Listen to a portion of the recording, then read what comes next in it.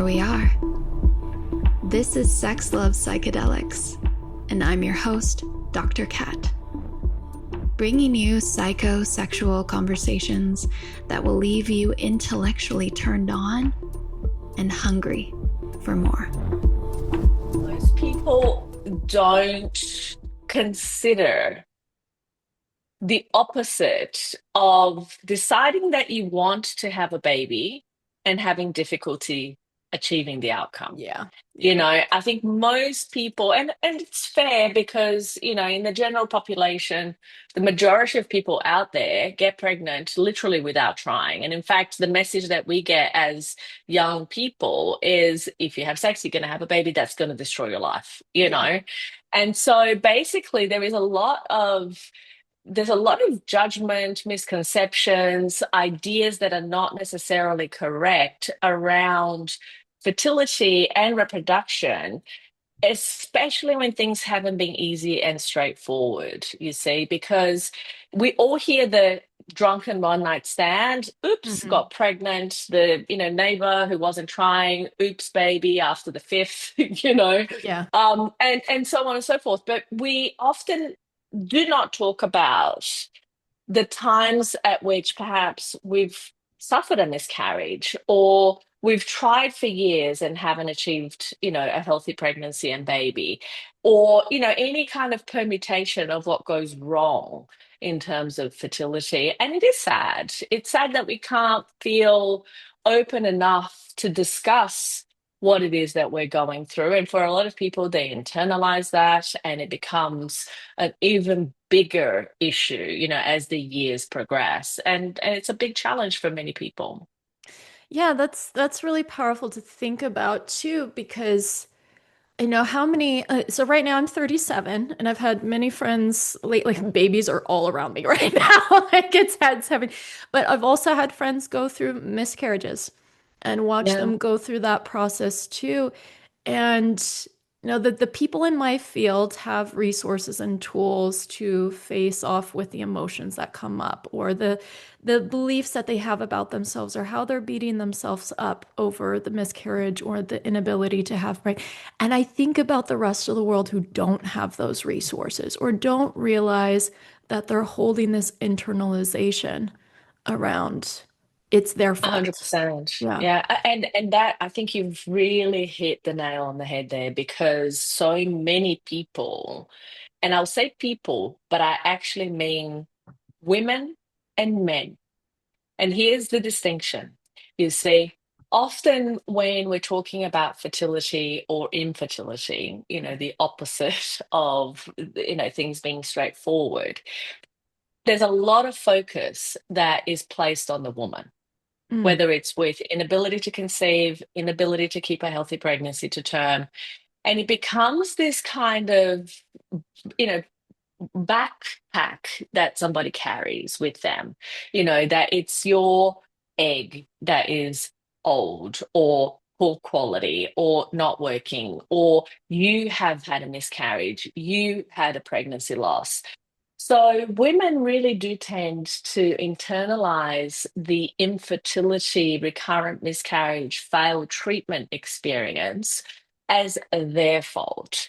However, what happens, and we know in terms of biology, the egg is a single cell. There's nothing it's going to do without the sperm, Yeah. right? And when we're looking at that playing field of what actually makes up a healthy baby, you have actually three parties here.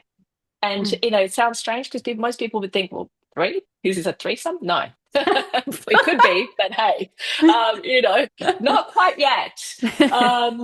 Really what we're looking at is the fact that we have the egg, we have the sperm, which both take 40% of that equation in terms of, the responsibility when things haven't actually gone to plan. And then we have the embryo and other factors, which is the remaining 20%. Mm. Believe it or not, the embryo does have a say whether, it's going to stick around or be able to be strong enough to continue to develop and mature and do the things that it needs to do based on the preceding cells and based on the environment. Mm. And the environment isn't just the uterine environment, because what has happened is that the semen is still around the uterine environment, along with all of the microorganisms and debris and whatever else is actually coming in from the sperm.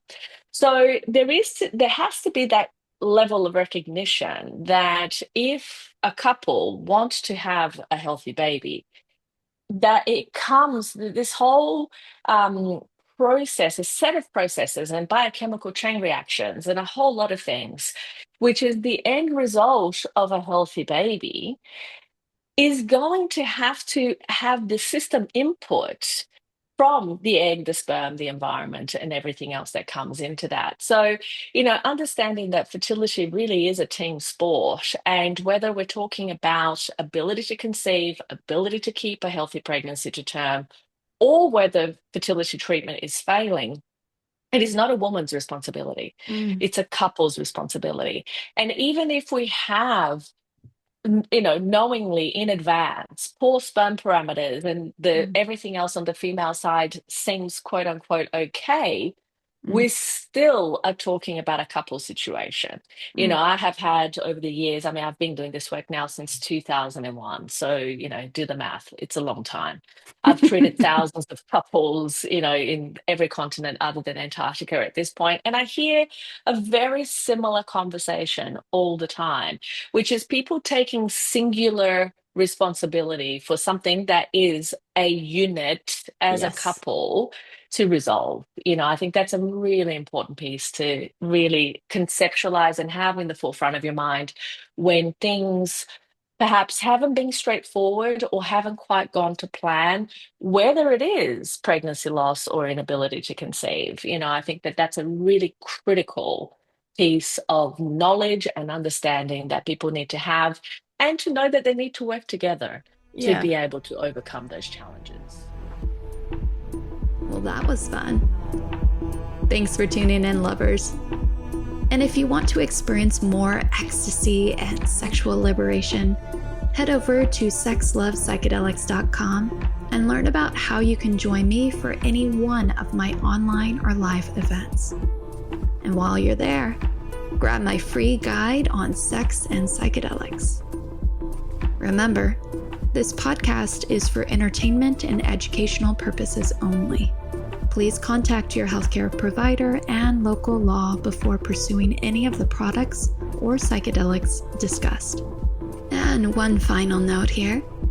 I make this show specifically for you. If you're loving the show, then be sure to leave me a review in iTunes or Spotify to let me know. Happy to be here and happy to serve. I'll see you next time on Sex Love Psychedelics.